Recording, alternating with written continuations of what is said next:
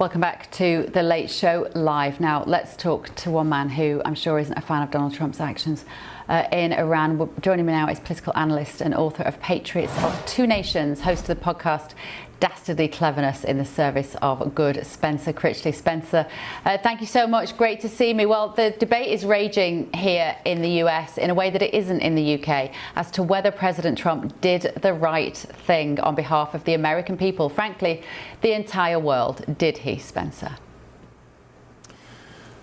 You know, you may be surprised that my opinion on this is a little more complicated than just not trusting Donald Trump, and I do not trust Donald Trump, unfortunately. But I think sooner or later there was going to have to be some kind of military action like this against Iran. I think that people on both the right and the left, at least in the United States, but really across the world of liberal democracies, seldom really understand just what the ideology is that's driving the Iranian regime and its allies like Hezbollah and Hamas.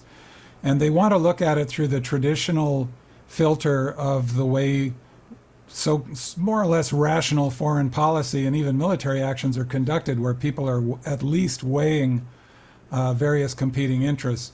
But this really is a mystical, pre-modern ideology that's also wedded with Marxism and Maoism in bizarre ways. And the idea of winning battles or achieving strategic objectives is almost irrelevant to it. I mean, the way the Iranian regime sees the world, they are engaged in a struggle literally against Satan, trying to save the world from Satan, and as embodied by Israel, the United States, and the rest of the West.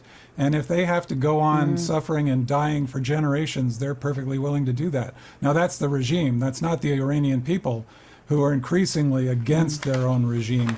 And many of them are actually feel quite favorably towards the United States. So how do you defeat that regime? Because I think what you're telling me is you can't beat an ideology with bombs. No, I think that's quite right. And this is one of the reasons why I'm so concerned about this action, not because I think that it would have been possible necessarily to negotiate with the Iranian government, or that military action could somehow have been avoided forever. But because I think, and here's another area where I think people make mistakes, whether they're on the right or the left, is they think that the world is far simpler than it is, and they're still thinking in terms of 19th century clockworks, really, is, or, you know, machines with levers on them. If we pull this lever and push that lever, we can change an entire society. And the complexity of a society is far more complicated than the human mind can conceive. And certainly bombs are not going to bring about change in any society, let alone one as complex as Iranian society.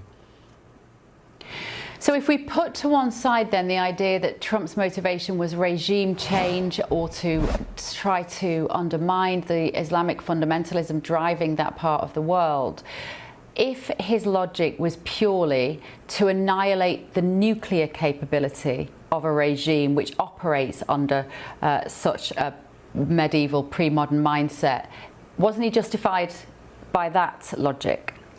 Yes, well, yes. Here is where I, believe it or not, roughly line up with Trump if that is his motivation. Now, I would also caution, I think it's a grave mistake to think he has any consistent motivation from one day to the next. It's constantly changing.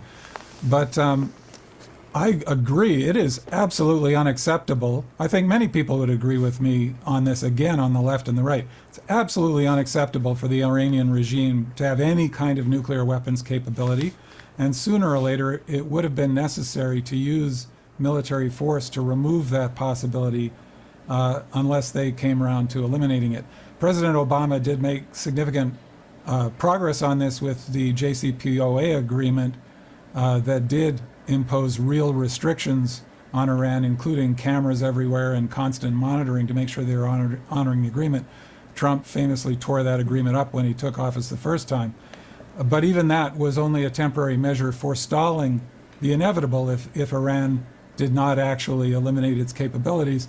And I think really, if you understand the ideology driving Khamenei and the other senior leadership, going back to the Iranian Revolution in '79, they had no intention of eliminating that capability, because the idea of using nuclear weapons against Israel and or other Western countries fit perfectly with their incredibly twisted ideology.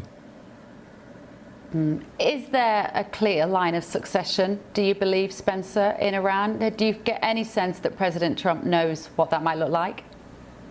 Well, I think here we stray well outside my area of expertise that I might claim. I don't think anybody has a clear picture of that. I certainly hope that the CIA, and Mossad, and other experts in the area would be consulting on this in a way that might be informing post-action planning. That would normally be happening. Of course, even in the best of circumstances with previous presidents who have been far less unilateral in their decision-making and willing to go through a more normal national security consulting process, even they have made terrible mistakes in getting involved in actions like this.